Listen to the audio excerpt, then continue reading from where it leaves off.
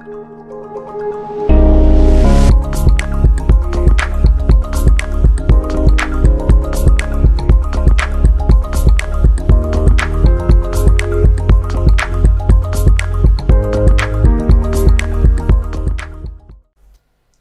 মোবারক। প্রিয় দর্শক, সবাইকে সুস্বাগতম জানাচ্ছি। আমি কিছু বলতে চাই অনুষ্ঠানে। সাথে আছি আমি ইসমাত জাকিয়া। আজ আমাদের এখানে উপস্থিত আছেন একজন বিশেষ অতিথি। তিনি প্রতিষ্ঠাতা চেয়ারম্যান, সেফ ফাউন্ডেশন, বাংলাদেশের প্রথম নারী উদ্যোক্তা, বাংলাদেশের প্রথম মাশরুম শিল্প উদ্যোক্তা হিসেবে পরিচিত। তিনি হলেন মরিয়ম আক্তার লাবণ্যলতা। আসুন তার সাথে কথা বলা যাক। লাবণ্য, কেমন আছো? আলহামদুলিল্লাহ, ভালো আছি। তুমি ভালো? অনেক ভালো। আর তোমাকে আজকে পেয়ে আমি ভীষণ ভীষণ আনন্দিত। এবং আজকে ঈদ আড্ডাটা খুব জমজমাট হবে।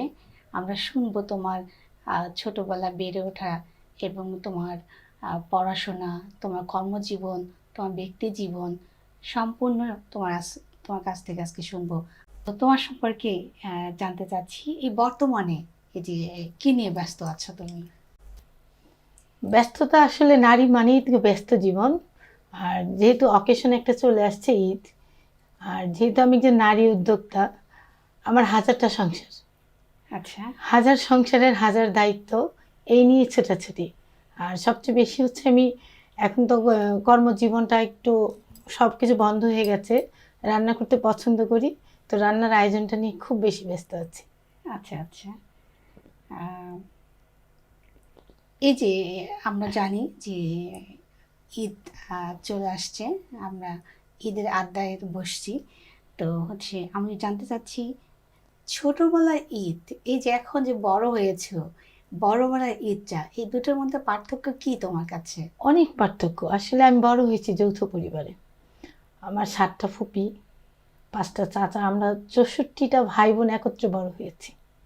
তো ঈদ মানে আমাদের কাছে একটা অন্যরকম আনন্দ ছিল। আর আমাদের সময় সালামির একটা প্রচলন ছিল, চাচা ফুপু সবার কাছে ঘুরতাম। ঈদ আসা মানে হচ্ছে একটা সালামি নেওয়া। কিন্তু এখন সেই ছেলেবেলাটা কিন্তু আর খুঁজে পাওয়া যায় না। সেটাকে অনেক বেশি মিস করি। এখন আমাদেরকে দিতে হয়। হ্যাঁ, আমাদেরকে দিতে হলেও আমরা যেভাবে এনজয় করেছি, আমাদের ছেলেমেয়েরা ওইভাবে এনজয় করে না। কারণ ওদের প্রাপ্তিটা, আমরা কিন্তু আমাদের সময় আমরা এত টাকা পয়সা ছোটবেলা আমরা পাইনি, কিন্তু এখনকার বাচ্চাদের কাছে কিন্তু ওদের কাছে এটা আগে থেকেই প্রাপ্তি, যার এটা আনন্দটা ওরা ওইভাবে ফিল করতে পারে না আমাদের মতো। তারা হচ্ছে না চাইতে আমরা অনেক কিছু দিয়ে দিচ্ছি। হ্যাঁ, যার ধরুন আমাদের সময় ঈদের সময় কেনাকাটাটা, আমরা এখন যেমন প্রতিদিন কেনাকাটা হয়, কিন্তু আমাদের সময় ঈদটা ছিল বছর কেন্দ্রিক। নতুন কাপড় চোপড় মানে বছর কেন্দ্রিক, ঈদের একটা আমেজ ছিল। ঈদ আসবে, ঈদের শপিং, ঈদের কেনাকাটা। কিন্তু এখন কিন্তু সেই কেনাকাটার মজাটা খুঁজে পাওয়া যায় না, কারণ এখন প্রতিদিনই শপিং, প্রতিদিনই ঈদ। প্রতিটা মানুষেরই ছোটবেলায় ঈদের অনেক স্মৃতি থাকে, যেটা কখনো ভোলা যায় না, যেটা মনে একদম গেঁথে থাকে। তোমার এরকম কোনো স্মৃতি যদি মনে থাকে, যদি আমাদের সাথে শেয়ার করো। হ্যাঁ, অবশ্যই। যেহেতু আমি আগেই বলেছি আমরা যৌথ পরিবার, ঈদ মানেই আমাদের বাসায় এমন একটা আনন্দের উৎসব থাকতো, যে স্মৃতিগুলো খুব বেশি আমাকে দোলা দেয়। যে আমার চাচা, দাদা, মামা সবাই আসতো আমাদের বাসায়। সবাই যখন নামাজ পড়ে আসতো, বাইরে ডেক দিয়ে গরুর মাংস আর ঝোল খিচুড়ি রান্না হতো। আবার সবাই যখন একত্রে বসে খেত, আমার চাচি, মা এরা বেড়ে বেড়ে দিত। মানে এই স্মৃতিগুলো আমি খুব খুঁজি। এই জায়গাগুলি কিন্তু এখন আমি পাই না। এটা আমার এখন মানে এই কথা মনে হলেই আমার আবেগে চোখে পানি চলে আসে, যে সেই ভালোবাসা, সেই জায়গাগুলি এখন নাই। লাবণ্য, এবার তোমার পড়াশোনা সম্পর্কে জানতে চাই, যে কোথায় শুরু হয়েছে তোমার পড়াশোনা? আমার শুরুটা যেহেতু আমি নারায়ণগঞ্জের মেয়ে, নারায়ণগঞ্জে আমার পড়াশোনার শুরুটা হয়। আমি প্রাইমারি স্কুলে 5 পর্যন্ত শেষ করে নারায়ণগঞ্জ সরকারি মহিলা কলেজ থেকে আমি এসএসসি করছি, মর্গান উচ্চ বালিকা বিদ্যালয় থেকে এসএসসি, এইচএসসি নারায়ণগঞ্জ সরকারি মহিলা কলেজ। এরপরে ইডেন থেকে মাস্টার্স, এরপরে এলএলবিটা করেছি নারায়ণগঞ্জ থেকে। এখন পিএইচডি করছি জাহাঙ্গীরনগর ইউনিভার্সিটিতে। Good, very good. পিএইচডি কোন সাবজেক্ট থেকে করছো? ফাঙ্গাসের উপরে, যেহেতু মাশরুম নিয়ে আমি কাজ করছি, মাশরুম যেহেতু একটা ফাঙ্গাস, তো মাশরুমের উপরে আমি পিএইচডিটা করছি। এই যে পিএইচডিটা করছো, এটা করতে কেমন লাগছে তোমার? আমার খুব ভালো লাগছে আসলে। আমি কন্টিনিউ শিখি, আমার শেখার একটা তো মানে আগ্রহটাই অন্যরকম। মানে আমার মনে হয় যে আমি এখনো মানে সেই ছোটবেলা প্রাইমারিতেই আছি। শেখার জায়গাটা আমার খুব না, বেশি অনুপ্রাণিত হ্যাঁ, আমরা করে। যেটা মানে বলে থাকি যে শেখার কোনো বয়স নেই। বয়স নেই। হ্যাঁ, যে কারণে হচ্ছে এই যে তোমার পিএইচডি করতে ইচ্ছে হ্যাঁ। করলো, তুমি পিএইচডি করছো এখন। অন্য তোমার পরিবার একদম ছোটবেলা যেখানে কেটেছে, এবং যেখানে তুমি বড় হয়েছো, সেটা আমরা শুনলাম যে একদম অনেক বড় পরিবারে তুমি বড় হয়েছো। তোমার এই যে পড়াশোনা, এই এত দূরে এখানে আসা, বাবা মার সাপোর্টটা কেমন ছিল, এবং বাবা মা সম্পর্কে যদি বলো। আমি যদি আমার মায়ের কথা বলি, আমার মা একজন অগ্রগামী নারী, খুব ভালো গান গাইতেন, খুব ভালো ব্যাডমিন্টন খেলতেন। বাবাও ছিল সাংস্কৃতিক মনা। আর নারায়ণগঞ্জের স্বনামধন্য পরিবারেই আমার জন্মগ্রহণ করেছি। মোটামুটি নারায়ণগঞ্জের সবাই চেনে, আমার আচ্ছা, আচ্ছা। বাবাকে চিনতো। ছোটবেলায় বাবাকে আমি হারিয়েছি, এসএসসির আগে আমার বাবা মারা যায়। এরপরে আজ পর্যন্ত মায়ের অনুপ্রেরণা এবং মায়ের সাহসে আমার এগিয়ে আসা। তার মানে হচ্ছে আসলে মায়ের অনুপ্রেরণা। মায়ের মা হচ্ছে ওরকম একজন মানুষ ছিলেন, আলোকিত আলোকিত একজন নারী নারী। সে। এবং তার মধ্যে যে স্পিরিট, মানে মানুষকে নেগেটিভ কোনো জিনিস তার মধ্যে নেই। মানে আমার মনে হয় যে সে যদি চিন্তা করে চারটাকেও সে দখল করতে পারবে, এরকম একটা আত্মবিশ্বাস তার মধ্যে। তার আত্মবিশ্বাসটাই আমাকে এগিয়ে যেতে এতখানি শক্তি যোগাইছে। মা কি বেঁচে আছেন? মা আছে। তো মাকে আমাদের তরফ থেকে, আমাদের কাজী এগ্রো পরিবারের তরফ থেকে অনেক অনেক শ্রদ্ধা, সালাম রইল, এবং তার উনি সুস্থ থাকুক এটা কামনা করি। তুমি আলোকিত একজন নারী, তুমি সবাইকে সাহস যোগাচ্ছ, এবং তোমার আন্ডারে অনেকগুলো নারী কাজ করছে। যদিও আমরা এই প্রসঙ্গ নিয়ে পরে কথা বলবো। এখন আসি তোমার যে পরিবার, তোমার নিজের যে পরিবার, সে সম্পর্কে যদি বলো। আমার তো আসলে আমার লাভ ম্যারেজ। আমার বিয়ের মানে আগে তো মায়ের অনুপ্রেরণা ছিল। বিয়ের পর থেকে মানে আজকে পর্যন্ত 20 বছর দাম্পত্য জীবনে আমার মায়ের যে ভূমিকাটা আমার শাশুড়ির কাছ থেকে পেয়েছি, যার জন্য কাজ করার গতিটা আমার আরো বেড়েছে। আর হাজবেন্ড, তার কথা তো বলাই বাহুল্য, কারণ আমার প্রতিটা নিঃশ্বাস সে বোঝে। আর তার ওই নিঃশ্বাস আমি কখন কি করতে চাচ্ছি, সে বুঝে আমার ওই জায়গাটা সে তৈরি করে দেয়। আমি আমার পরিবার থেকে ওই ধরনের সহযোগিতাগুলোই পাচ্ছি। আর বাচ্চারা কেমন সহযোগিতা আমার করে? 2 মেয়ে, তারা ছোট, পড়াশোনার মধ্যেই আছে। একজন ক্লাস 9-এ পড়ছে, একজন ক্লাস 7-এ পড়ছে। যেহেতু তুমি লাভ ম্যারেজ করেছো, একটা মানে জানতে ইচ্ছে করে যে কিভাবে পরিচয় হলো, কিভাবে হচ্ছে পরিণয় হলো, এটা যদি বলো। আসলে আমি খুব ডানপিটে ছিলাম ছোটবেলা থেকে। আর যেহেতু নারায়ণগঞ্জের স্থানীয়, তো একটা কি বলে, স্থানীয়র একটা প্রভাব থাকে। সো আমার শ্বশুর ছিল এগ্রিকালচার ডিডি, ওই হিসাবে ওই জায়গায় আমার শ্বশুর পোস্টিং হয়। তো আমার হাজবেন্ডের সাথে আমার ঝগড়া দিয়ে পরিচয়। আচ্ছা, হ্যাঁ, সবচেয়ে বড় বিষয় হচ্ছে ঝগড়া দিয়ে পরিচয়। এই পরিচয় থেকে কখন যে আমরা দুইজন বন্ধু হয়ে গেলাম, এবং বন্ধু থেকে একটা সময় যখন আমার বিয়ের কথাবার্তা চলছিল, তখন আমি ফিল করলাম যে তাকে আমি ভালোবেসে ফেলেছি, অন্য কোনো জায়গায় বিয়ে করা আমার পক্ষে সম্ভব না। আচ্ছা আচ্ছা, তারপর তোমাদের পরিবার মেনে নিল? না, আমাদের পরিবার আসলে মেনে নেয়নি, অনেক যুদ্ধ করতে হয়েছে দুই পক্ষই।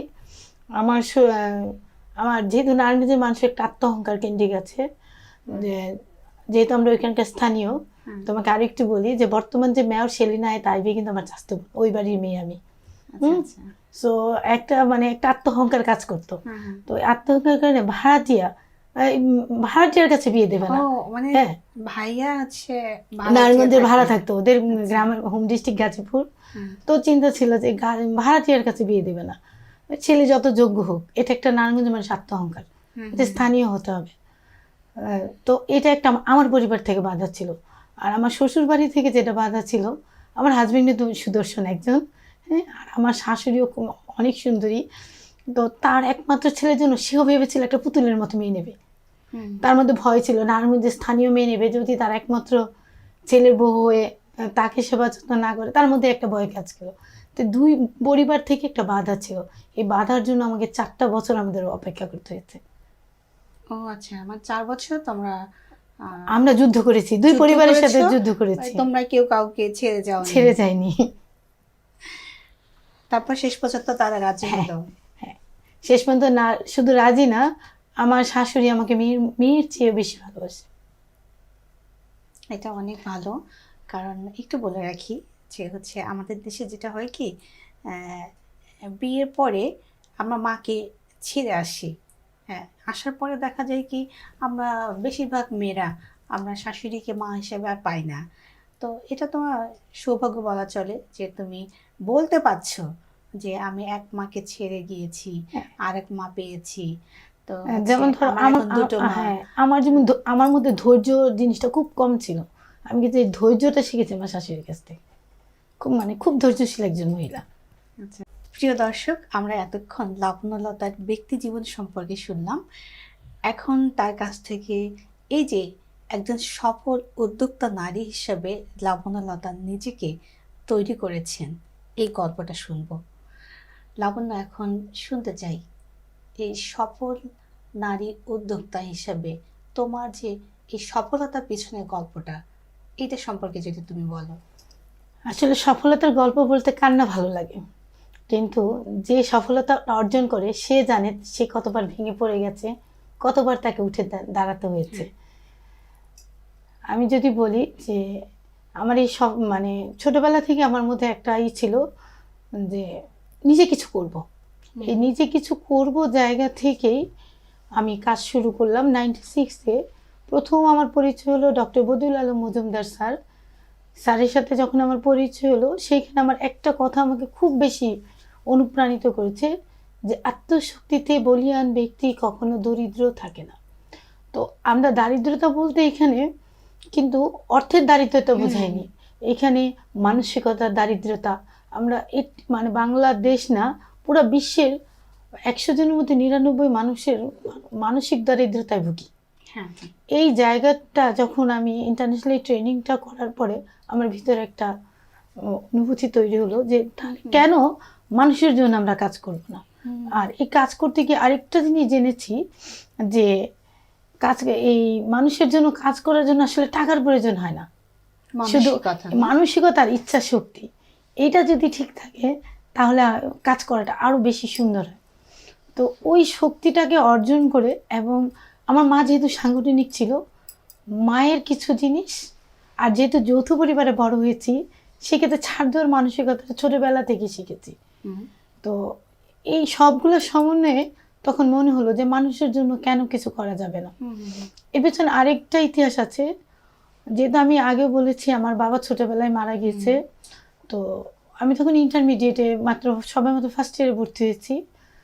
তো আমার সার্টিফিকেটগুলো সত্যায়িত করার জন্য আমি আমার বাংলা ডিপার্টমেন্টের টিচারের কাছে গিয়েছিলাম। আপা কাগজগুলো ছিঁড়ে ফেলো, সত্যায়িত না করে। আমার না চোখ দিয়ে পানি চলে আসলো যে আপা কেন সত্যায়িত করলো না। তখন আপা আমাকে বলেছিল যে মরিয়ম, তোকে দিয়ে আমরা অনেক বড় স্বপ্ন দেখি, কারণ ছোটবেলা থেকে আমি ডান পিঠে ছিলাম, ভলিবল খেলতাম, গার্লস গাইড করতাম, সব জায়গায় চ্যাম্পিয়ন হতাম। তো তুই চাকরি করবি, এটা তো তোর দ্বারা হবে না, তোকে বড় কিছু করতে হবে। ওই সেদিনই মাথায় সিদ্ধান্ত নিয়েছিলাম চাকরি আর করবো না, এবং আমার টিউশনি 350 টাকা পুঁজি নিয়ে আমি কাজ শুরু করি। মায়ের টাকা না, হাজবেন্ডের টাকা না, আমার নিজের টাকা। মায়ের টাকা না, বাবার টাকা না, ভাই বোনের টাকা, কারো টাকাই না। আমি 350 টাকা টিউশনির পয়সা দিয়ে। একটু থামাই, এটা কত সালের ঘটনা? 96। ওকে, আচ্ছা। 96 হোগলপাটি বিছিয়ে বাড়ির উঠানে কাজ শুরু করলাম। 30 জন নারীকে নিয়ে প্রথমে আমি যা জানি ওই জানাটা তাদের মধ্যে দিয়ে দেওয়ার চেষ্টা করলাম। কাটিং, স্টিচ, ব্লক, বাটিক, এরকম প্রায় 40টা আইটেমের উপরে তাদের ট্রেনিং প্রোগ্রাম শুরু করলাম। তো এই কাজগুলি করতে গিয়ে দেখলাম কি যে মানুষের মধ্যে সবচেয়ে বড় যে সমস্যাটা ছিল পুঁজি। পুঁজি নাই, আর আমাদের মানুষগুলো না খুব দ্রুত অনেক কিছু রিসিভ করতে পারে, এবং এটাকে যদি আমি একটু কাজে লাগাতে পারি তাহলে এরা কর্মসংস্থানও তৈরি হবে। আর নারীরা যে গিবত গসিপ করে সময়টা পাস করে, এই সময়টাও তাদের লস, তারা কাজে লাগাতে পারবে, অর্থনীতিকে তাদের একটা অবদান থাকবে। তখনই আমার যুব উন্নয়ন অধিদপ্তরের স্যারের সাথে পরিচয় হলো। স্যারের মাধ্যমে সংগঠন রেজিস্ট্রেশন করলাম, আতিকুর রহমান স্যার। তো স্যারের মাধ্যমে রেজিস্ট্রেশন অর্গানাইজেশন আমি 96-এ রেজিস্ট্রেশন প্রথম পাই। আচ্ছা আচ্ছা। তখন কাজ করার পরে নারায়ণগঞ্জ জেলাতে আমি 98-এ জেলা প্রশাসক আমাকে জেলার শ্রেষ্ঠ সংগঠক হিসেবে স্বীকৃতি দেয়। আর স্বীকৃতি পেলে কিন্তু মানুষের কাজের গতি আরো বেড়ে যায়, স্পৃহা বেড়ে যায়, তখন কাজের গতিটা আরো বেড়ে গেল। আর এরপরে মাথায় যখন দেখলাম যে এই কাজগুলি, তখন আমি ভিক্ষুকদের নিয়ে কাজ শুরু করলাম। 96-এ যে যখন তুমি কাজটা শুরু করলে প্রথমেই, তখন যেহেতু তুমি যৌথ পরিবারে ছিলে, তোমার জন্য কিন্তু বেশি একটা বাধা ছিল, যে এক একজন এক এক রকম বাধা দিতে পারে। মানে এরকম কোনো বাধার সম্মুখীন হয়েছিল? আমি কিন্তু আগেই বলেছি যে অনেকবার হোঁচটকে পড়ে গেছি, আবার উঠে দাঁড়িয়েছি। তো বাধা, নারীরা বাইরের জগতে কাজ করতে গেলে বাধা আসবেই। আর যেহেতু আমার বাবা নাই, আমার গার্জিয়ান ছিল অনেক বেশি। হ্যাঁ, আর তখন কিন্তু এখন নারীরা যেভাবে এগিয়ে আসছে, ওইভাবে তখন কিন্তু এই সুযোগটা ছিল না। তো প্রথমেই বাধা আসছে আমার পরিবার থেকে, ফুপিরা মাকে এসে বকতো যে তুমি কোন পরিবারের মেয়ে, ও কোন লাইফস্টাইল করে, আর তুমি ওকে কোথায় পাঠাচ্ছ, বস্তিতে? মানে এই যে বাধা, মানে তারা বংশের অহমিকা একটা, ওই জায়গায় একটা বাধা ছিল। বড় বোন, আমার বড় বোন তো মানে কি কঠিন অবস্থা, আমার তখনই বিয়ে দিয়ে দেয়, পড়াশোনা লাগবে না, কিচ্ছু লাগবে না, তোমাকে এই কাজ করা যাবে না। তো এই একদিন আমার জীবনের সবচেয়ে বড় যে জায়গাটা, আমি 98-এ যখন বাণিজ্য মেলা করব, স্টল আমি পেলাম, অনেক স্টল পায় না, কিন্তু আমি পেয়ে গেলাম, আমার সিলেকশন হয়ে গেল। তো মেলা শেষ করে যখন আমি নারায়ণগঞ্জে, আমার বাবার বাড়ি, তখন তো বিয়ে হয়নি, তো যখন আমি নারায়ণগঞ্জে গেলাম, ওদিন বড় আপু আমাদের বাড়িতে বেড়াতে আসছে। আসার পরে মাকে বারবার ঘুরে দেখছিল, তা এখনো বাসায় আসছে না কেন। তো মা তো ভয়ে জড়সড়ে বলছে না, তো বড় আপু খুব রাগী। তো যখন বড় আপুকে দেখলো যে আমি ঠিক 10:30 বাজছে তখন বাসায় যেতে, যেই আমি কলিং দিয়েছি, গেটটা খোলার পরে বড় আপু বললো তুমি বাইরেই বসে থাকো, কোনো ভদ্র মেয়ে রাতে 10টা পর্যন্ত বাইরে থাকে না। তো সেদিন আমি সারা রাত্র কিন্তু গেটের বাইরেই বসেছিলাম। 98-এর ঘটনা। 98 সারা রাত্র। মা একটু পরপর খালি দেখেছে মেয়েটা কি করছে, আমি গেটের বাইরেই বসেছিলাম। তো বোন খুললই না, বোন দরজা গেট খুললই না। এবং আমি, অন্য কেউ হলে প্রতিবাদ করতো, ঝগড়া করতো, কিন্তু আমি কি করেছি, আমি মানে মা যখন ফজরের গেট খুলেছে, আমি রুমে ঢুকে ফ্রেশ হয়ে নামাজটা পড়ে আবার চলে আসছি বাণিজ্য মেলার উদ্দেশ্যে, কারোর সাথে একটা কথা বলিনি।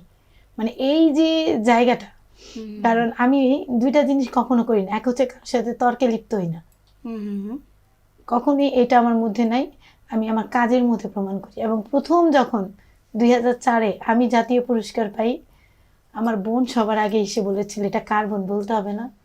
এবং নারায়ণগঞ্জে মানে বড় যখন অভিষেক প্রোগ্রাম, সম্বর্ধনা প্রোগ্রাম করে, আমার বড় মিনি টোটাল খরচটা দিয়ে প্রোগ্রামটা করেছিল। সফলতা আসলে এটাই হয়। সফলতা আসলে তখন মায়ের কোনো অবদান ছিল না, ফুপি এসে বলছে কার ভাতিজি বলতে হবে না, এটা হচ্ছে বড় বিষয়। ব্যাপার হচ্ছে কি, নারীদেরকে নিজের জায়গাটা নিজেই তৈরি করতে হয়। তখন হয় কি, অনেকজন আসে পরিচয় দিতে, যে হ্যাঁ আমার বোন, আমার মেয়ে, আমার হচ্ছে অমুক, আমার বন্ধু, আমার বান্ধবী ইত্যাদি।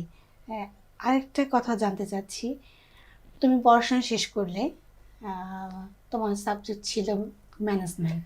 না, আমি আসলে আমার পড়াশোনা টোটালটা একটা ভিন্ন জগৎ। আমি পড়াশোনা সায়েন্সের ছাত্রী ছিলাম, শখ ছিল ডাক্তার হব। তো ম্যাট্রিকে সায়েন্স থেকে ম্যাট্রিক পাস করলাম, এইচএসসিও আমি সায়েন্সেই পড়াশোনা করলাম। কিন্তু যখন আমি মেডিকেলে যাব, তখন মা আমাকে বললো যে মা তোমার তো আরও ভাই বোনেরা আছে, আর ওই সময় ঢাকায় এসে পড়াশোনা করতে দেবে এইরকমও একটা সাহস তারা পাচ্ছিল না। তখন বললো যে তোমাকে মা মেডিকেলে আমরা ভর্তি করাতে পারবো না। মনটা খারাপ হয়ে গেল। তখন চিন্তা করলাম যে আর সায়েন্সে পড়বো না, তখন গিয়ে আমি আর্টসে ভর্তি হলাম। কি সাবজেক্ট নিব তাও জানি না, কারণ আর্টস সম্পর্কে আমার ধারণা ছিল না। আচ্ছা আচ্ছা মহিলা কলেজেই তখন তোমার গ্রাস্ত অর্থনীতি, সমাজ কল্যাণ, ইসলাম হিস্ট্রি, ইতিহাস, এই 3টা সাবজেক্ট নিয়ে আমি পাস কোর্সে ভর্তি হলাম। আচ্ছা আচ্ছা। তো মাস্টার্স তখন যখন তুমি আমি মাস্টার্স করেছো না বাংলা নিয়ে না? বাংলা ইসলাম হিস্ট্রি নিয়ে। ও ইসলামিক হিস্ট্রি। ইসলামিক যখন আমি আর মাস্টার্স আমি ভর্তি হতে আসলাম, 2টা মার্ক তো ক্যারি করে তুমি জানো, কিন্তু 2টা মার্ক দিয়ে আমার দেখা যাচ্ছে অন্য যেই সাবজেক্টে পড়তে চাচ্ছে হচ্ছে না, তখন ইসলাম হিস্ট্রিতে মাস্টার্স করলাম। তো পড়েছি ইসলাম হিস্ট্রিতে, সায়েন্সে চলে আসছি আবার সোশ্যাল ওয়েলফেয়ারে।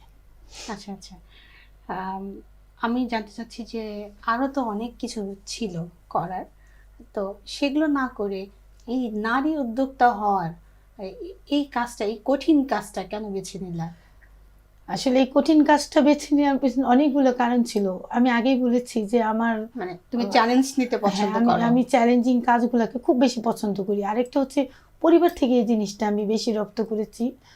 আমি ছোটবেলা দেখেছি যে আমার ফাদার যখন আমাদের প্রায় 60-70টা ওই যে তোমার টিন সেট ঘর ছিল ভাড়াটিয়া, তো আমার ফাদার কি করতো, অফিসে যাওয়ার আগেই তার ঘুরে ঘুরে দেখতো কার কার ডাক্তারের খরচ লাগবে, কার কি ও, আচ্ছা, সমস্যা, কার বাসায় বাজারটা লাগবে। তো এইগুলো না আমার ফাদার করতো, আমার এই জায়গাটা। তো পাপা যখন মারা গেল, তো অটো কিভাবে জানি এই দায়িত্বগুলো আমার কাছে চলে আসলো। সবাই এসে আমাকে খুঁজতো যে লতা এই সমস্যা, লতা ওই সমস্যা। তো ওই জায়গা থেকে না মানুষের এই সমস্যাগুলো দেখতে দেখতে মানে নিজের মধ্যে যে কখন আমি ওদের মধ্যে হয়ে গেছে আমি নিজেও মানে জানি না। বাবা যা করতো এটা তোমার ব্রেনে ঢুকে গিয়েছিল, যেটা তোমার অজান্তেই তুমি হ্যাঁ, এটা অজান্তেই আমি কাজ এটাকে করে কাজ গেছো। করে ফেলেছি।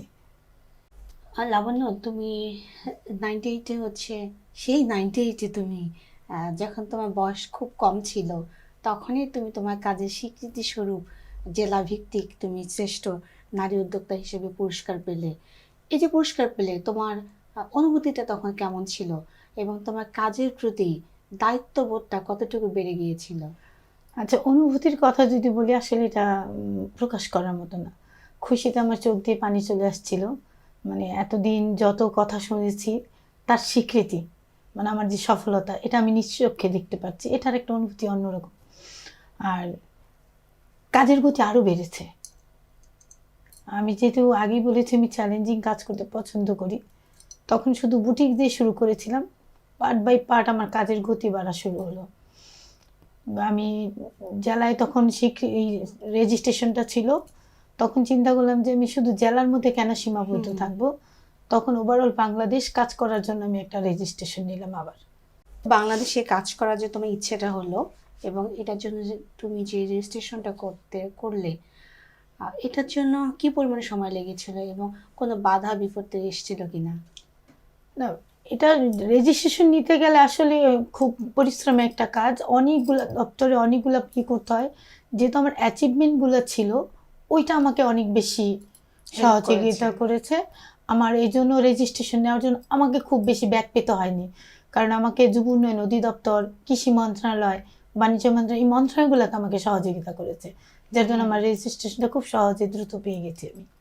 আচ্ছা, এরপরে পুরো বাংলাদেশ নিয়ে তোমার কাজের পরিধি, তুমি কি পরিকল্পনা করলে যে কিভাবে কাজ করবে?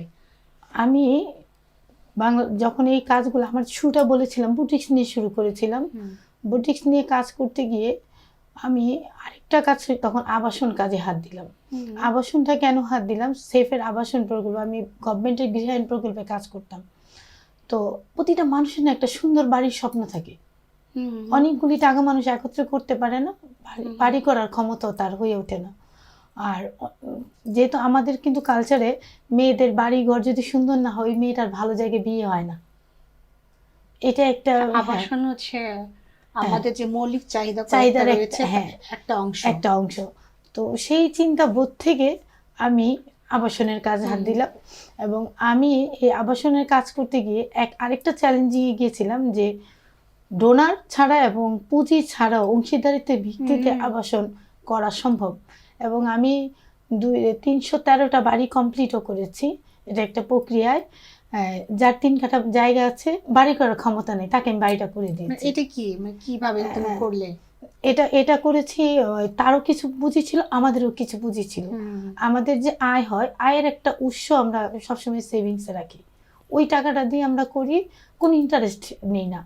এখান থেকে আমি আবার ডক্টর ইউনূস স্যারের কিছু নিয়েছিলাম, সোশ্যাল বিজনেস, এটাকে আমরা নাম দিয়েছি সোশ্যাল বিজনেস। ওই সোশ্যাল বিজনেসের আওতায় আমরা এই কাজগুলো করতাম। তো করোনাকালীন সময়ে আমরা আবার একটু পিছিয়ে পড়লাম, যার ধরুন আমরা 318টা বাড়ি করার পরে এই প্রজেক্টটা এই মুহূর্তে অফ আছে। আমরা হয়তো আশা করছি আগামীতে শুরু করবো আবার। লাবণ্য, তোমার একটা প্রজেক্ট ছিল যে ভিক্ষুকদেরকে সংঘবদ্ধ করে তাদেরকে কাজে উৎসাহিত করা। এটা কিভাবে সম্ভব ছিল তোমার পক্ষে?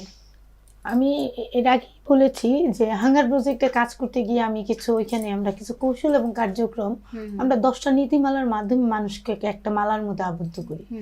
ওইখান থেকে আমি ওই জিনিসটা আমার ভিতরে রপ্ত করেছি যে কাজ করার জন্য পুঁজি লাগে না, শুধু লাগে মানসিকতা।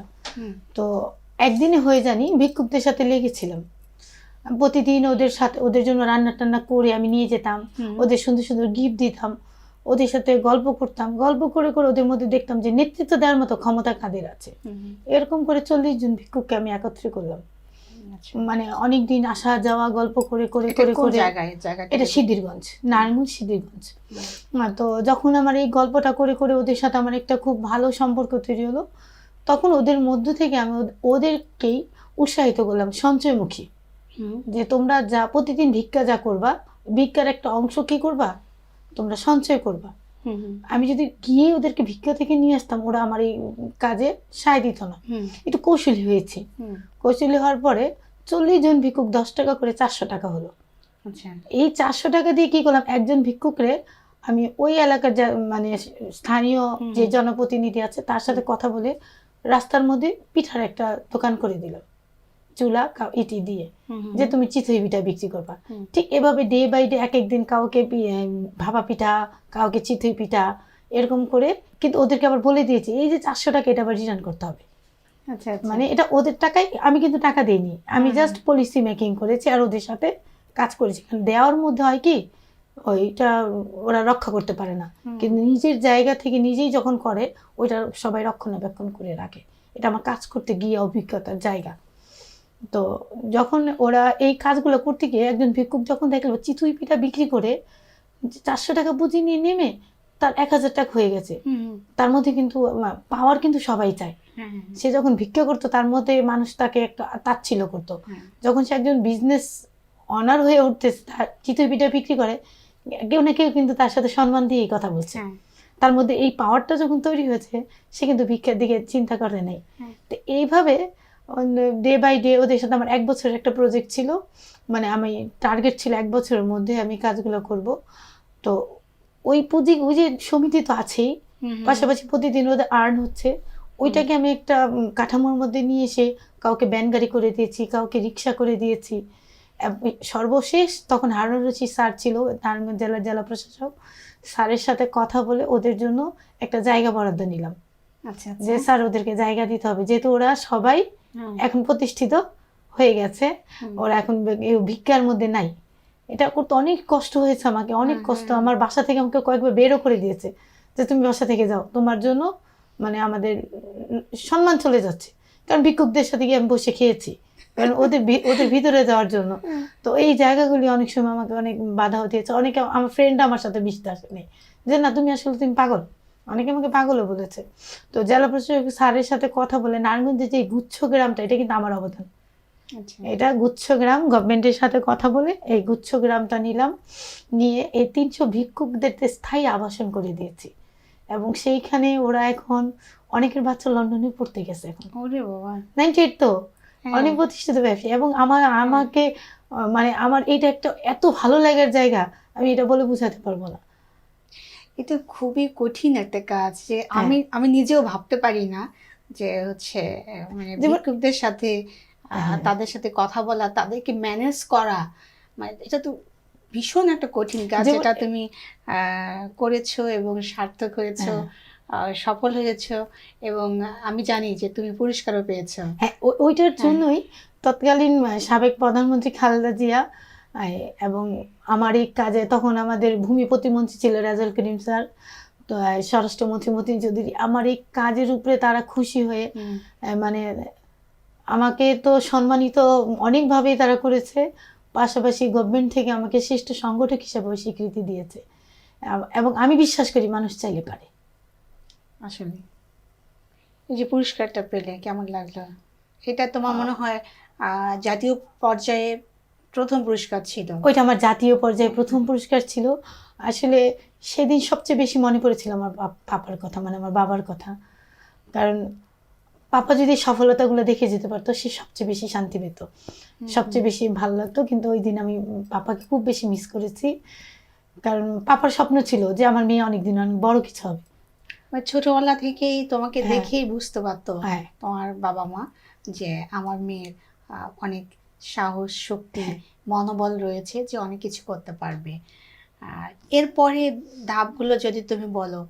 যেমন বর্তমানে আমি সবাই জানে হয়তো আমি নারী উদ্যোক্তা একটা ফোরাম করেছি।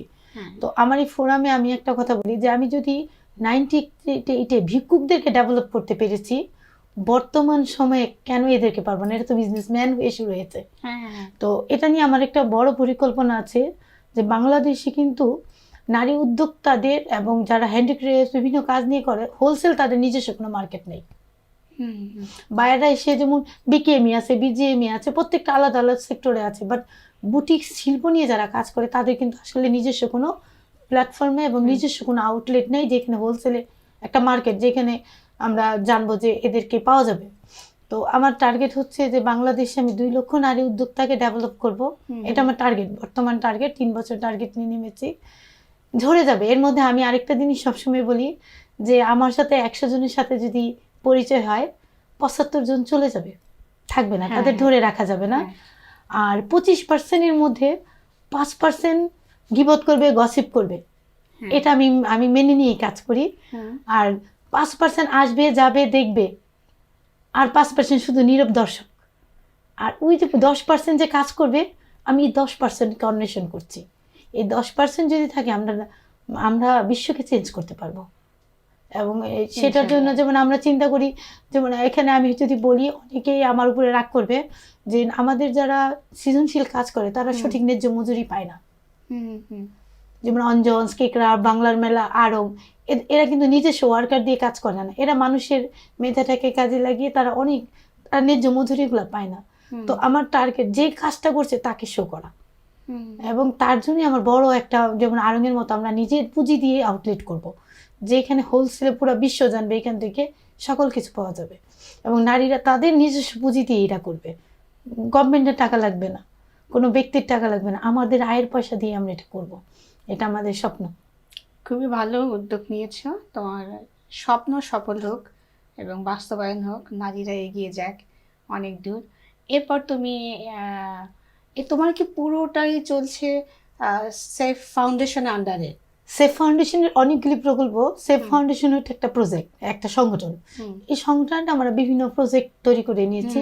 যেমন সেফের আবাসন একটা প্রজেক্ট আছে, আমাদের সঞ্চয় প্রকল্প একটা প্রজেক্ট আছে, দারিদ্র্য বিমোচনের একটা প্রকল্প আছে, ট্রেনিং একটা প্রশিক্ষণের একটা প্রকল্প আছে, অ্যাগ্রোর একটা প্রজেক্ট আছে, মাশরুম একটা প্রজেক্ট আছে, এই নারী উদ্যোক্তা তৈরি করা একটা প্রজেক্ট আছে। এরকম আমরা 22টা প্রজেক্ট আমরা কাজ করছি এখন।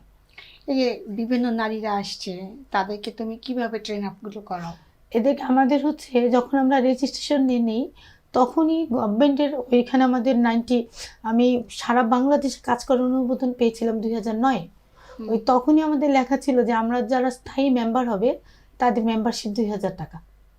আজও ওইটাই আছি, আজও বাড়াইনি, সব বেড়েছে, কিন্তু এই জায়গাটা, কারণ 2000 টাকা দিয়ে একজন মেম্বারশিপ নিতে একজন উদ্যোক্তার খুব কষ্ট হয়। এই ফিল্ডে যখন আমি করি তখন আমার নিজের কাছেই কষ্টটা হয়। তো ওই টাকাটা, আর আমাদের অনেকগুলো প্রকল্প থেকে যে আয় হয়, আয়ের 10% টাকা, এগুলো নিয়ে আমরা ওই টাকা দিয়ে ট্রেনিং প্রোগ্রামগুলি চালাই। প্রিয় দর্শক, আমরা কথা বলছি লাবণ্য লতার সাথে। এখন শুনবো তার মাশরুম চাষ প্রকল্প নিয়ে। লাবণ্য, আমিও তোমার মাশরুমের চানাচুর এটা খেয়েছি, এবং মাশরুমের স্যুপ যেটা, এটাও আমি খেয়েছি। এই যে মাশরুম, আগে তো আমরা মাশরুম কেন পেতাম, বিদেশ থেকে আসতো বা অনেকেই এটাকে চাষ করতো, কিন্তু এখন দেখছি কি ভ্যারাইটিস তোমার কাছ থেকেই আমি পেলাম। এর আগে আসলে আমি চানাচুরটা আমি কোথাও খাইনি। এই যে বিভিন্ন ফুডে যে পরিণত করছো মাশরুমটাকে, এই সম্পর্কে যদি তুমি বলো। মাশরুমের কথা যদি বলতে যাই, এটা আমার একটা প্রাণের জায়গা। আর 2003-এ আমি মাশরুম শুরু করি। তো তখন মাশরুম চাষ, আমি চাষি, মাশরুম চাষি। অনেকে আমাকে বলেছে যে তুমি আসলে পাগল, কয়েকদিন আগে দেখছি ভিক্ষুক নিয়ে কাজ করছো, কয়েকদিন দেখলাম টেলার দর্জি হয়ে গেছো, আজকে আবার তুমি চাষি হয়ে যাচ্ছ। তো এই যে উপমাগুলো পেতাম ভালোই লাগতো, খারাপ লাগতো না। তো তখন মাশরুম নিয়ে কাজ করার পিছনে একটা কথা, বাংলাদেশ একটা সম্ভাবনাময় জায়গা। বাট যেমন সোনালি আঁশ, মাশরুম বাংলাদেশের জন্য ডায়মন্ড। এই কারণে ডায়মন্ড, বিশ্বের কোনো দেশে সারা বছর মাশরুম চাষ হয় না, একমাত্র বাংলাদেশে সম্ভব। এটা হচ্ছে প্রথম দিক। দ্বিতীয় দিক হচ্ছে পুষ্টিগুণের দিক দিয়ে যদি বলি, ওয়েস্টার্ন মাশরুম যেটা বাংলাদেশ উৎপাদন হয়, এটা এত এক্সপেন্সিভ, কিন্তু আমাদের দেশে খুব অল্প পুঁজিতে ফেলে দেওয়া জিনিসপত্র দিয়ে এই মাশরুমটা উৎপাদন করা সম্ভব। এবং আরেকটা হচ্ছে প্রতি বছর 61 লক্ষ মেট্রিক টন মাশরুমের ঘাটতি আছে ইন্টারন্যাশনাল মার্কেটে। আচ্ছা আচ্ছা। আর আমাদের দেশে কিন্তু প্রতি বছর আবাদি জমি কমে যাচ্ছে, 80,000 হেক্টর জমি, আবাদি জমি কমে যাচ্ছে। তো মাশরুম চাষ করার জন্য কিন্তু মাটি লাগে না, উলম্বিক পদ্ধতিতে তাকে তাকে সাজিয়ে চাষ করা যায়। যে ঘরটায় আমি বসবাস করছি এখানেও চাষ করা যায়। এটা কিভাবে? এটা হচ্ছে কাঠের গুঁড়া, গমের ভুসি, ধানের তুষ, এই তিনটাকে আমরা মিক্সচার করি। আচ্ছা। টিস্যু কালচারের মাধ্যমে আমরা টিস্যুটাকে তৈরি করি, এটা ল্যাবরেটরির কিছু কাজ। ওই টিস্যুটা আমরা ওই কাঠের গুঁড়ার মধ্যে দিয়ে দিই, দিয়ে যে মাশরুমটা উৎপাদন করে তাকে আমরা একটা ছোট্ট প্রশিক্ষণ দিয়ে দিই, কিভাবে কাটবে, কিভাবে পানি দেবে, কিভাবে এটা হারভেস্ট করবে। আচ্ছা আচ্ছা। এবং এটা কি আলো লাগে? না, এটা আসলে আলো আধারি একটা ভাব লাগে। মানে খবরের কাগজ যেমন আমি পড়তে পারি, ঠিক এরকম একটা আলো আধারি ভাব থাকলে হয়ে যায়। অনেকের মধ্যে একটা ভুল ধারণা আছে মাশরুম মানে স্যাঁতসেঁতে জায়গা। না, মাশরুম চাষ করতে হলে ওটিতে, মানে একজন অপারেশন থিয়েটারটা যেভাবে পরিষ্কার পরিচ্ছন্ন রাখতে হয়, মাশরুম চাষগুলোটা ঠিক এরকম রাখতে হয়। এটাকে আমরা বেহেশতি সবজি বলি। সূরা আল বাকারার 57 নং আয়াতে মাশরুম সম্পর্কে বলা আছে, হাজার রোগের ওষুধ হিসেবে মাশরুমকে খাওয়ার জন্য বলা হয়েছে। তো যখন আমি এটা করতে গেলাম, মাশরুম রান্না করতে জানে না অনেকেই, খেতে জানে না অনেকেই। তো তখন মাথার মধ্যে আসলো যে তাহলে এটাকে যেহেতু সব আইটেমকে দিয়ে কোনো না কিছু করা যায়, তাহলে মাশরুমটাকে যদি খাদ্যগুণ ঠিক রেখে আমরা ড্রাই ফর্মেটে এনে পাউডার করে এটাকে তো ফুড তৈরি করা যায়। আচ্ছা। ওইটা নিয়ে আমি তখন 2003-এ তো আমি মাশরুম চাষ শুরু করলাম। 8 পর্যন্ত আমি মার্কেট ডেভেলপ করেছি। 8-এর পর থেকে এটা নিয়ে রিসার্চের কাজ শুরু করলাম। 12-তে গিয়ে সফল হলাম, 16-তে গিয়ে আমার উৎপাদনমুখীতে চলে গেলাম। লাবণ্য, এই মুহূর্তে মাশরুম নিয়ে কি কি প্রোডাক্ট নিয়ে কাজ করছো? এই মুহূর্তে জমজম মাশরুম ফুডের আওতায় সেখানে বিউটি প্রোডাক্ট তৈরি হচ্ছে, তেল, শ্যাম্পু, সাবান, নাইট ক্রিম, ডে ক্রিম, এরকম 15টা আইটেম। আর ফুডে যদি আসি, বিস্কিট, স্যুপ, বন, চানাচুর, এরকম 22টা প্রোডাক্ট শুরু হয়েছে। Frozen food. Very good. এটা একটাই উদ্দেশ্য, বাংলার প্রতি ঘরে সবাই মাশরুম খাবে, হেলদি ফুড খাবে। খুব ভালো লাগলো। মাশরুম আসলে একটা হেলদি ফুড, এবং এটা তোমার স্বপ্ন যে বাংলাদেশে প্রত্যেকটা মানুষ, মানে যে খাবার আমরা যে ভাত খাচ্ছি, মাছ খাচ্ছি, মাংস খাচ্ছি, এর পাশাপাশি যেন আমাদের মাশরুমটাও থাকে।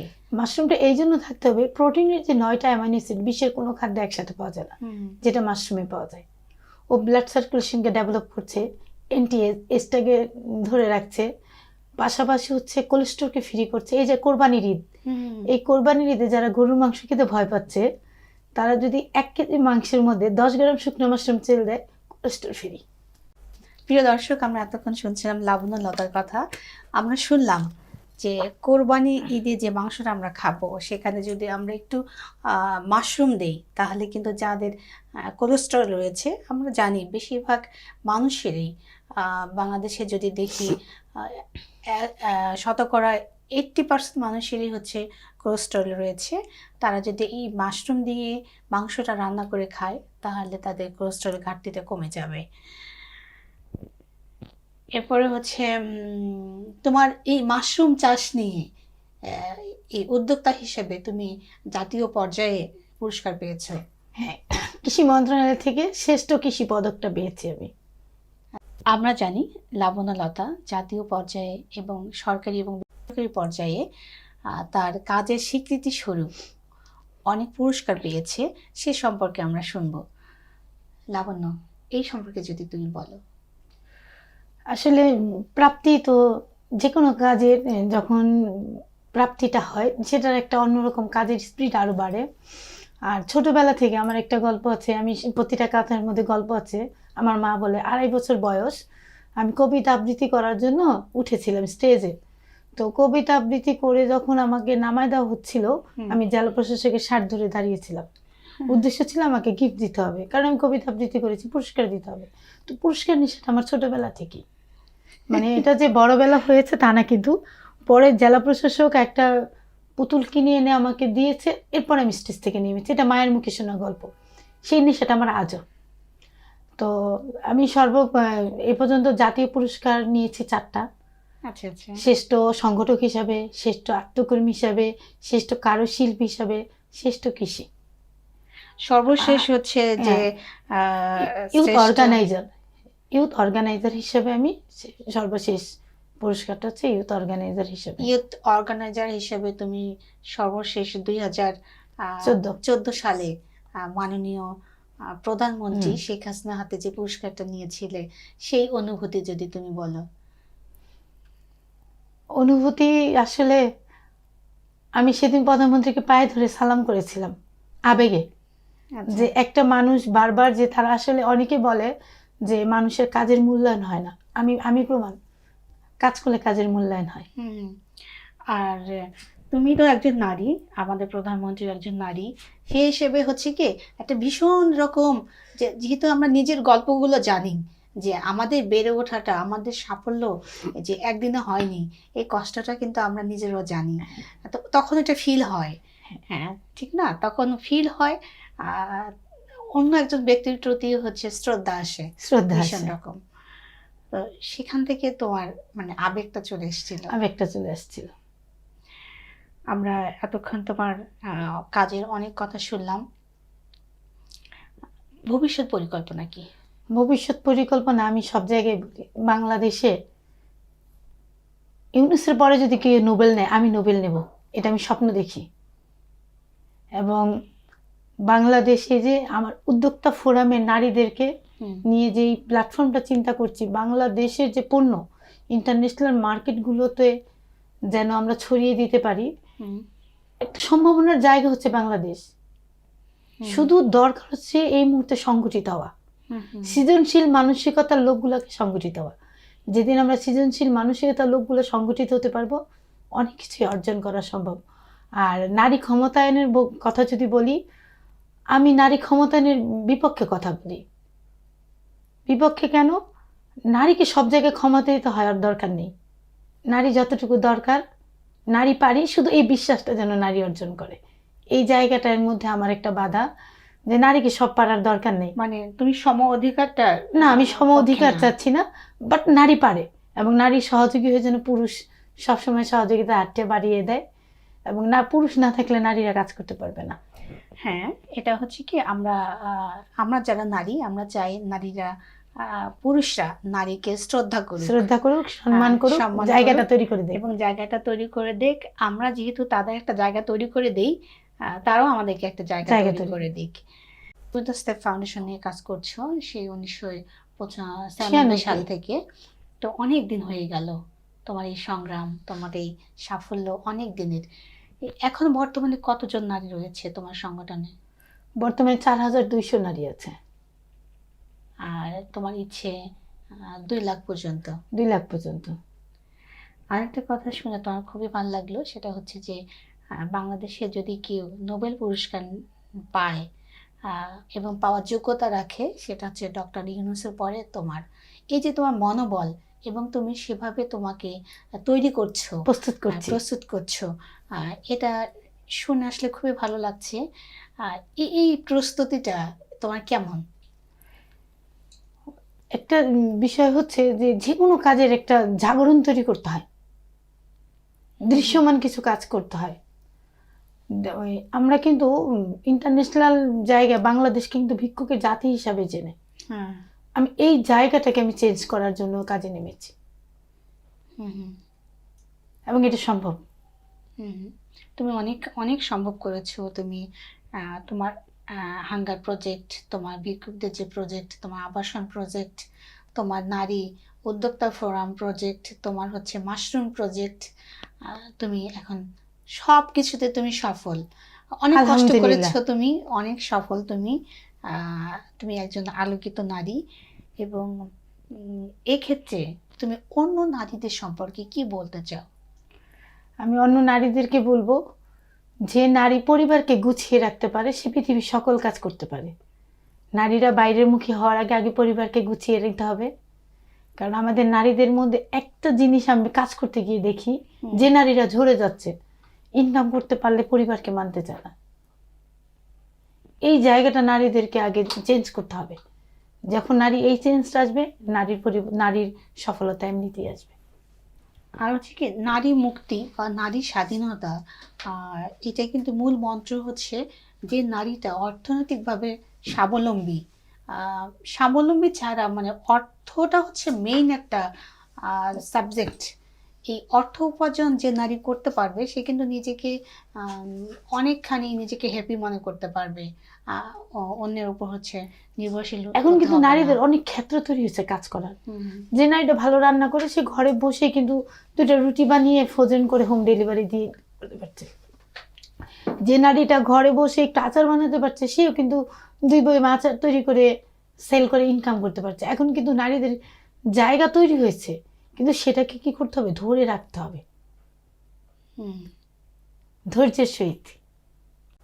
লাবণ্য, আজকে তুমি একজন সেফ ফাউন্ডেশনের আন্ডারে যে সকল কাজ করেছো, যে সকল প্রজেক্ট নিয়ে কাজ করেছো, তুমি একজন সফল নারী উদ্যোক্তা বা একজন সফল মানুষ। এই যে একজন সফল তুমি মানুষ, এর পেছনে কারো না কারো অবদান ছিল, তাদের উদ্দেশ্যে কি কিছু বলতে চাও? অবশ্যই, কারণ মানুষ কখনো একা বেড়ে ওঠে না, পিছন থেকে কেউ না কেউ তাকে সহযোগিতা, সাহস, শক্তি এগুলো দেয়। তো পরিবারের কথা তো আমি আগেই বলেছি। পরিবারের বাইরে যদি আমি বলে থাকি যে আমাকে কে বেশি সাহস জুগিয়েছে, শক্তি জুগিয়েছে, এই জায়গাটা হচ্ছে আমার ভাইগনা। হ্যাঁ, আমার হচ্ছে ফুফাতো বোনের ছেলে ডক্টর জেড.এম. জাহিদ, সাবেক ডেপুটি মহাসচিব। মামা আমাকে সবচেয়ে বেশি শুধু উৎসাহিত না, অর্থনৈতিক সহযোগিতা আমি তার কাছ থেকে, এই একজন ব্যক্তির কাছে আমি অনেক অনেক বেশি কৃতজ্ঞ।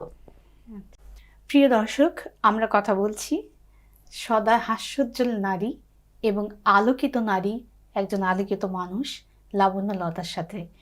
লাবণ্য, তুমি শুরুতেই বলেছিলে যে তোমার মা একজন আলোকিত নারী এবং মাকে দেখেই তুমি অনেক কিছু শিখেছো। এই মায়ের সম্পর্কে যদি তুমি কিছু বলো, মাকে নিয়ে। আসলে মায়ের গল্প শেষ করা যায় না। হ্যাঁ, মায়ের ছোট ছোট যে সহযোগিতা, বড় সহযোগিতা সব মিলিয়ে আমি যখন, আমার মায়ের কিছু গুণ ছিল যে তুমি ধরো ড্রেসটা পরে আসছো, আমার মা তোমাকে খুব ভালো করে দেখে ড্রেসটা ধরতো, ধরে এটা কিভাবে তৈরি হয়েছে সে নিজেই দাঁড়িয়ে বের করে ফেলতো, এনে আমাকে বলতো এটা ডিজাইনটা কিন্তু আমি তুলে ফেলেছি।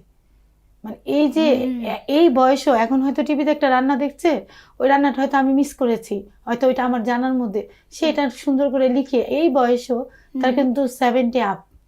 হ্যাঁ, সে নোট করে আমাকে আবার পাঠিয়ে দিবে যে লতা দেখ এটা তোর কাজে আসবে মনে হয়। মানে এখনো সে আমাকে ওইভাবেই মানে চিন্তা করে যে মেয়েটাকে মনে কোন দিক দিয়ে আমি সহযোগিতা করতে পারি।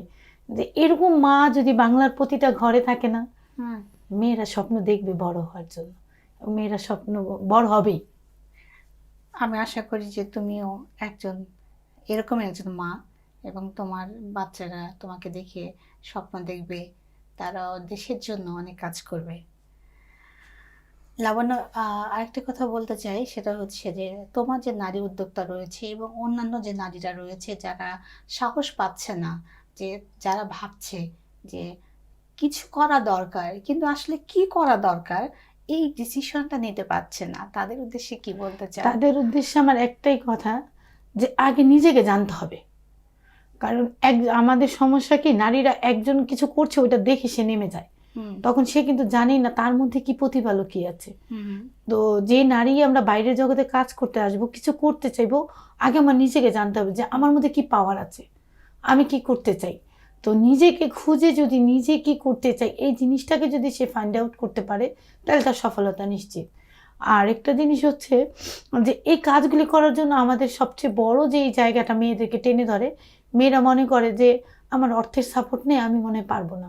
অনেক মেয়ে মনে করে আমার এডুকেশন কোয়ালিটি নেই, আমি মনে হয় পারবো না। অনেক মেয়ে মনে করে যে আমি দেখতে সুন্দর না, আমার মনে হয় হবে না। মানে মেয়েদের মধ্যে এই যে নেতিবাচক কিছু প্রভাব কাজ করে। আমি বলবো যে নারী, তুমি পারবে, তোমার মধ্যে সকল যোগ্যতা আল্লাহ দিয়ে দিয়েছে। কারণ তোমাকে রক্ষণাবেক্ষণ করার জন্য কিন্তু কৈশোরে দিয়ে দিয়েছে তোমার বাবাকে, যৌবনে দিয়ে দিয়েছে হাজবেন্ডকে, আবার বৃদ্ধকে দিয়ে দিয়েছে কে? সন্তান।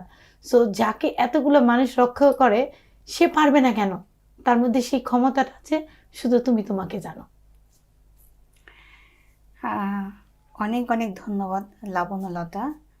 তোমার এত সুন্দর সুন্দর কথা শুনলাম, এবং আমাদের যারা দর্শক রয়েছে, আমাদের যারা নারী দর্শক রয়েছে, এবং হচ্ছে সকল উদ্যোক্তা যারা রয়েছে, যারা এখনো ডিসিশন নিতে পারছেন না, কি করবেন ভাবছেন যে কিছু করা দরকার, আশা করি লাবণ্যলতার কথা শুনে আপনারা কিছুটা উপকৃত হবেন, এবং আপনারা পুরো দমে, পুরো উৎসাহ নিয়ে কাজ করবেন, সামনের দিকে এগিয়ে যাবেন। প্রিয় দর্শক, আমরা কথা বলছি আলোকিত নারী লাবণ্যলতার সাথে।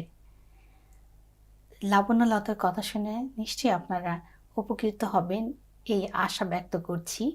আর লাবণ্যলতা, তোমাকে অনেক অনেক ধন্যবাদ, তুমি এত কষ্ট করে এসছো।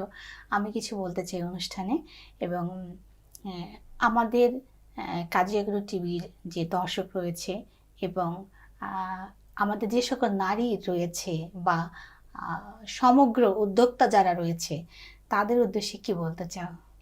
ধন্যবাদ তোমাকে, এবং ধন্যবাদ কাজী এগ্রো টিভিকে আমাকে আমন্ত্রণ জানানোর জন্য। আর সবচেয়ে আমার হৃদয়ে এই করছে, আমি কিছু বলতে চাই। নারীরা কিন্তু বলতে পারে না। এই যে একটা প্ল্যাটফর্ম তৈরি করে দিয়েছে কাজী এগ্রো টিভি নারীদেরকে কিছু বলার জন্য, তো এই জন্য আমি আমার নারী উদ্যোক্তাদের পক্ষ থেকে, সেফ ফাউন্ডেশনের পক্ষ থেকে, আলোকিত এবং পিছিয়ে পড়া সকল নারীদের পক্ষ থেকে তোমাকে জানাচ্ছি শুভেচ্ছা, যে তোমার এই মহতী উদ্যোগের জন্য। থ্যাংক ইউ তোমাকে। প্রিয় দর্শক, আমরা এতক্ষণ লাবণ্যলতার কথা শুনলাম, এবং শুনে আমরা এটুকু বুঝলাম, একজন মানুষের আসলে বেড়ে ওঠার জন্য, তার সামনের দিকে এগিয়ে যাওয়ার জন্য অর্থের প্রয়োজন হয় না। সবার আগে দরকার তার শক্তি। শক্তিটা হচ্ছে মনোবল। আগে তাকে মনোবলটা দৃঢ় করতে হবে সামনের দিকে এগিয়ে যাওয়ার জন্য। এরপরে পরের ধাপগুলো তো আমরা সবাই জানি যে আমাদেরকে কি করতে হবে, এবং যে সকল নারীরা পিছিয়ে রয়েছে, যারা ভাবছে কিছু করা দরকার কিন্তু কিছু করতে পারছে না, যারা যে সকল প্রতিবন্ধকতাগুলো রয়েছে যে কারণে তারা এগিয়ে যেতে পারছে না, তাদের উদ্দেশ্যে একটাই কথা হচ্ছে, তারা পুরোদমে কাজটা শুরু করুক, ছোট করে শুরু করুক। যদি ফ্যামিলি থেকে বাধা আসে, যদি সমাজ থেকে বাধা আসে, এই বাধাটা তার সাফল্য দেখে একদিন তারাই হাততালি দেবে, এবং আমরা নারী সব পারি এটা না বলে, আমরা মানুষ, আমাদেরকে সব কিছু পারতে হবে না। আমরা যে যা পারি আমরা সেটাই করব, এবং সেটা নিয়েই আমরা সামনের দিকে এগিয়ে যাব। প্রিয় দর্শক, সবাই ভালো থাকবেন, সুস্থ থাকবেন, এবং আমি কিছু বলতে চাই অনুষ্ঠানে। যদি আপনি আপনার না বলা কথা বলতে চান, তাহলে আমাদের স্ক্রিনে দেখা নাম্বারে যোগাযোগ করবেন। সবাইকে